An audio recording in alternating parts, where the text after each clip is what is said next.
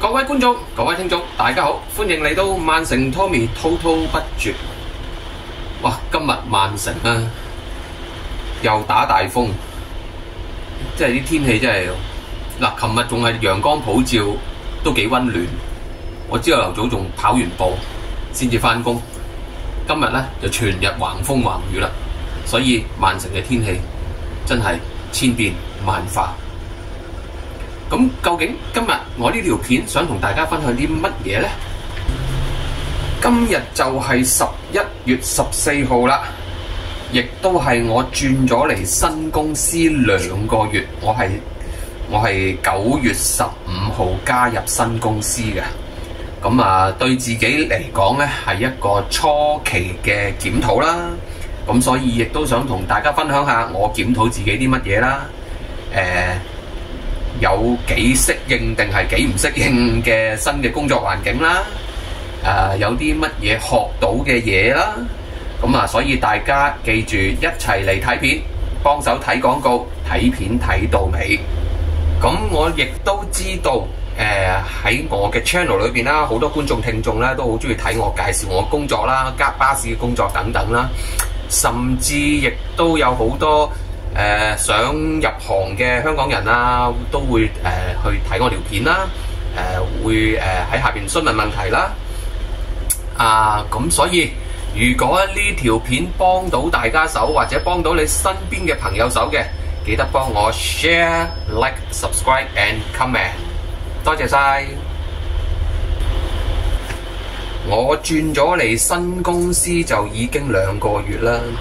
咁期間都有陣時會喺巴士站啊、休息室啊等等嘅地方咧撞返啲舊嘅同事啊，咁所以有好多舊嗰啲同事咧都有啲驚訝咁話：喂，你轉咗去啊？我話係啊，轉咗去啦。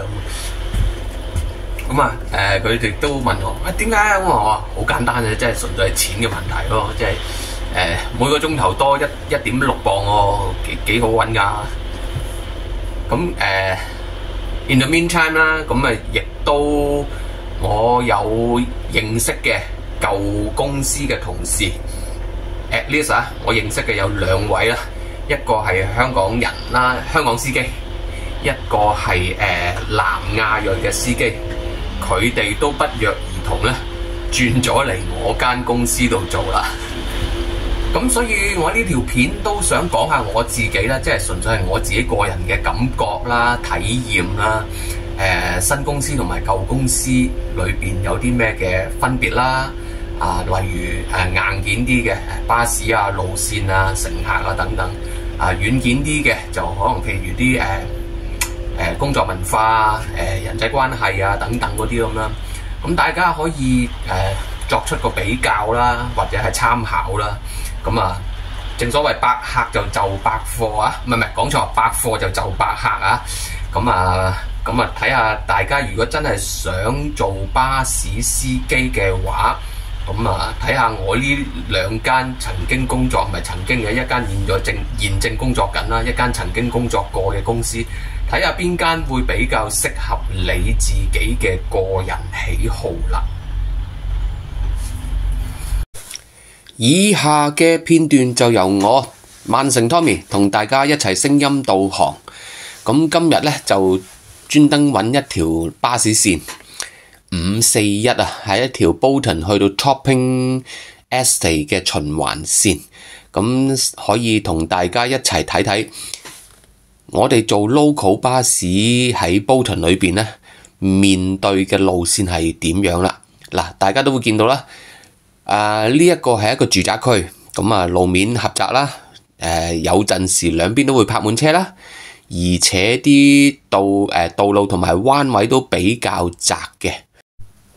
就例如嚟緊前邊我要轉一個左彎，就係呢個位啦。咁而家咧佢冇泊車咧就好啲啦，如果有泊車喺度咧，我就要就住嚟轉彎啦。咁然之後咧，轉完左彎又要轉右彎咯喎，咁大家睇到啦，係咪咧？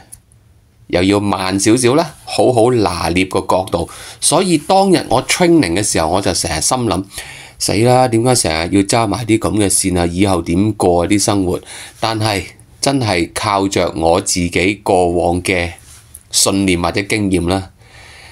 面對改變、面對困難都係要勉強習慣成自然。嗱，而家轉完右彎又要轉左彎，跟住前面個 T 字路口又泊車。咁所以呢個就係一個我開頭嘅適應上面嘅困難啦。係啦，呢一刻咧就係要落客啦。咁如果大家喺鏡面嘅倒影裏邊咧都見到啦，我開咗門落客啊咁樣啦。嗱，咁呢一啲嘅住宅區咧，我哋有陣時啲巴士線咧係冇指定嘅巴士站嘅路牌喺度嘅，就係居民可以隨時撳鐘就隨時上落嘅，係啦。開頭我有啲唔習慣㗎，我突然間有陣時見到路邊有啲人喺度截車啊，或者係車上嘅乘客撳鐘咧，我就一路揾緊路邊啲路牌，即係巴士站嗰啲路牌。咁當然啦，後尾係個 trainer 啊嗰啲師兄咧教我，嗱呢一個 area 咧就係冇路牌嘅，隨上隨落嘅。咁所以我就唔好見到人截車嘅時候咧，就唔上客喎。即係因為以前我哋揸舊公司咧，統一啲講啦，都係咧舊公司我用翻 A 公司啦，新公司我用翻 B 公司啦。咁我哋就正常人啊，都係見到巴士站先做嘢嘅啫嘛。但係原來喺 B 公司有啲住宅 area 咧係冇路牌，但係就可以隨上隨落嘅。跟住落嚟就要同大家分享下一個技術啦，就係轉彎時候我哋叫做鬼佬我哋叫做 struggle to link 啦，中文簡單就叫跨線啦。嗱，見到前面兩條線，我架巴士係擲正喺除咗擲住條左邊線啦，我係擲咗1.5條線啦，未去到2條線嘅。點解呢？因為好多呢啲我哋嘅路線呢，以前我比較少嘅喺 A 公司嘅時候，喺 B 公司呢就好多時就係要咁樣跨住條線去轉左或者轉右。嗱，因為如果我唔跨線嘅話呢，我就係過唔到呢個彎嘅，即係個巴士後半身呢會掃爛嘅。咁同埋呢個動作係絕對係合法、合情、合理㗎。咁所以咧，咁好多嘅巴士啦、貨車啦、貨櫃啦，都會用呢個跨線嘅技巧去過左彎或者右彎。另外一個要適應嘅範疇就係乘客啦。以前喺 A 公司主要係走曼城或者某幾個大城市嘅線路啦，咁就好多都係趕住返工啊，趕住返工放工、返學放學嘅乘客啦。咁而家做 local 線咧就會比較多公公婆婆啊、disable 啊、elderly 啊咁樣啦。咁所以第一日有師兄跟我車嘅時候就教我，嗱，揸 local 線同揸城市線最緊要個分別係咩啊？唔好急，慢，最緊要慢。所以大家見到我啦，而家上車即係啲客上車之後咧，我要停好耐。點解要停好耐咧？因為我要望後鏡，確保啲公公婆婆咧真係坐好咗啊，先至好開車。如果唔係咧，好大機會咧會跌人。如果跌人咧，就好大件事啦。咁所以呢個就會俾咗我一個學習、等待、忍耐同埋一個體恤嘅機會啦。因為當然啦，以前曼城線嗰啲巴士有陣時都會有 disable 同埋有elderly 上車啦。咁嗰啲我見到佢嘅話，我當然都會等一等啦，係咪先？但係而家做 local 線咧就更加多，差唔多有1半至到70%嘅搭客咧都係區內嘅長者啦。咁就所以我要更加小心細心啦，同埋要體恤佢哋行動上嘅不便，就真係要睇到佢哋坐低啦，穩陣啦，我先夠膽開車。以上兩大範疇就係同以前 A 公司嘅唔同啦，因為 A 公司主要跑嘅路線係一啲比較多大路啦、闊路嘅地方啦。咁當然以前都試過要學習嗰啲跨線啊、避車嘅技巧啦。咁但係而家喺 A 公司咧，好多路面 surface 嘅地方咧，都係一啲住宅區啦、山區啦等等啦。咁所以就要更加好利用呢一啲嘅技術啦。咁當然啦，嗰陣時個師兄都同我講啊，Tommy， 你揸2個禮拜後咧，你就真係完全可以記得晒啲路面啊、位置啊、技術等等。當然啦，嗰位師兄咧，亦都真係幫咗我好多嘅。有陣時教我過有啲彎咧，因為其實個彎都唔同嘅。如果90度彎咧，其實係最容易過嘅。但係好多時咧，我哋而家呢啲住宅區嘅彎咧係少過90度嘅，咁所以要咬嗰啲彎位啊，要跨嗰啲線咧，係要更加拿捏得準繩啦。咁亦都係我好感謝我嘅上帝啦，即係俾咗我有呢個駕駛嘅興趣同埋駕駛嘅能力啊！好快我就適應咗呢啲路面嘅狀況啦。其實都唔使2個禮拜，咁我就已經拿捏到好多路線嗰啲彎位啦、路面狀況啦，用啲乜嘢角度，用啲乜嘢速度，幾時收 brake， 幾時俾油，去控制翻嗰個空間感咯。因為其實條路就係 fix 咗噶啦。但係最大嘅variation 係咩呢？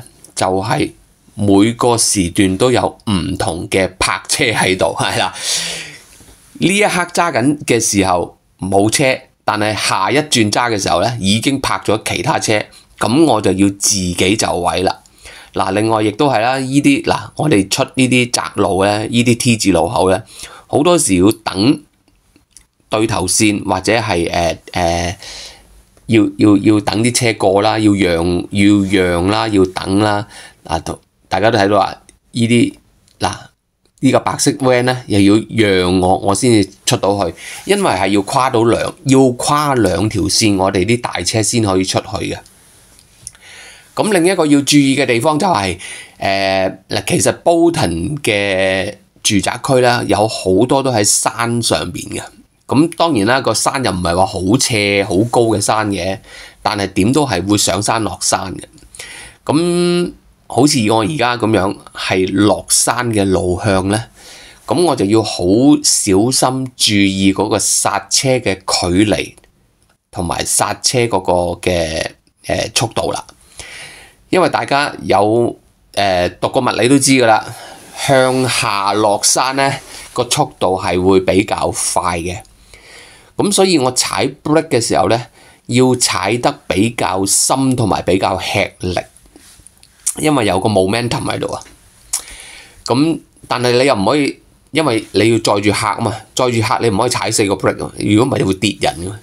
咁你要如果見到有啲人截車或者有啲人想要有啲乘客想要落車咧，咁我就要預多少少距離同埋時間咧去得 brake 啦。開頭我成日覺得哇死得極都唔停嘅架車咁樣，咁當然啦，呢個我就後尾可以好快咁去調節呢一個得 brake 嘅距離同埋時間啦。同大家分享咗路面啦、乘客啦嘅不同啦，咁就亦都分享翻A 公司同 B 公司嘅文化啦。以前 A 公司係一間好即叫做規模龐大好多嘅公司啦，無論係巴士嘅數量啦、司機嘅數量啦，都係多嘅。咁就所以咁當然啦，個系統即係個 system 亦都係比較全面少少。咁而 B 公司個規模咧就相對上細好多啦，無論係巴士嘅數量啦、司機嘅數量啦，都係會比較少一啲啦。但係調翻轉嚟講啦，就係喺大公司做啊，無論大家觀眾聽眾都係有咁嘅經驗啦。即係如果你喺大公司做，即係不論你喺香港、英國定係喺邊個地方啦，其實僱員與僱員之間咧就唔係好認識嘅，即係大家都係點頭啊 ，hi and bye 啦。咁而家喺 B 公司度咧，由於個人數唔算多啦，咁嗰個調翻轉個 interreaction 咧就會比較多啲嘅，會真係知道大家個名啦，會懂得稱呼啦。會有少少人性化嘅幫忙啦，即係特別係喺調更啦或者假期方面咧，我而家嘅 B 公司咧係做得比較彈性多一啲啦，人性化多一啲啦。因為我都問過嗰位南亞裔嘅同事點解會轉嚟我間公司咧？咁佢都話，以前我哋喺 A 公司咧，我哋啲價咧係 fix 咗嘅，即係譬如我今年而家係2025年 Human Resources 嗰邊咧就已經訂立咗2026年某年月日，我哋就會要夾硬放個大假。咁如果你唔啱嘅話咧，就自己出 post 同其他同事去調換，咁呢個係構成某程度上嘅不方便嘅。咁但係而家我喺 B 公司裏邊咧就容易處理啲啦，因為人數少啲啦，咁個 human resources 又會比較人性化，或者可以叫做咩咧？叫做情理相容啦。咁嗰個假期嘅申請咧會比較容易一啲嘅。另外啦，除咗勉強習慣成自然之外咧，其實我自己揸翻區內嘅巴士線咧，我自己都好感恩啦。我好快可以上手啦，好快可以適應同埋習慣啦。咁同埋好多時我揸翻local 嘅線裏邊咧，嗱，我上一條 YouTube 片都同大家分享過啦。有啲路我真係有啲感情啦，有啲記憶喺裏邊。每逢行到某一段路嘅時候咧，我都非常之感謝我相信嘅天父。真係喺英國呢4年裏邊，由0到而家。我嘅天父真係帶領咗我哋一家4口，好多嘢，好多記憶。每行某些路嘅時候，我就會回想翻嗰陣時我哋就要咁樣啦，而家我哋就咁樣啦，即係可以好多數算恩典嘅機會啦。有陣時人生有好多上上落落啦。有低潮嘅時候啦，亦都有 hyper 嘅時候啦。咁所以透過數算恩典咧，咁我記得即係我會數翻我嘅天父為咗我哋一家嚟到英國，或者未嚟到英國之前啦，即係唔講太遠啦，香港嘅嘢就點樣一步一步帶領我哋，無論讀書嘅、揾工嘅、工作嘅、提升嘅，都好多嘅記憶啦、感受啦喺裏邊啦。咁所以係啦，總括嚟講咧，我都係覺得我轉咗去 B 公司裏邊咧，係一個好好嘅經歷啦。係我亦都可以相信係呢個係一個神我嘅天父嘅安排，就係咁啦。咁所以希望大家都可以數算自己生活上嘅好嘅片段啦，讓大家可以好好咁樣去跨過人生裏邊每一個困難或者每一個挑戰。跨過挑戰之後呢，就會發現自己原來我哋信嘅上帝呢，或者唔知大家有冇信仰啦。anyway，我哋嘅信念，我哋嘅信仰可以令我哋有動力、有能力繼續走下去啦。今集嘅時間嚟到呢一度啦，咁下一集我哋再會啦，拜拜。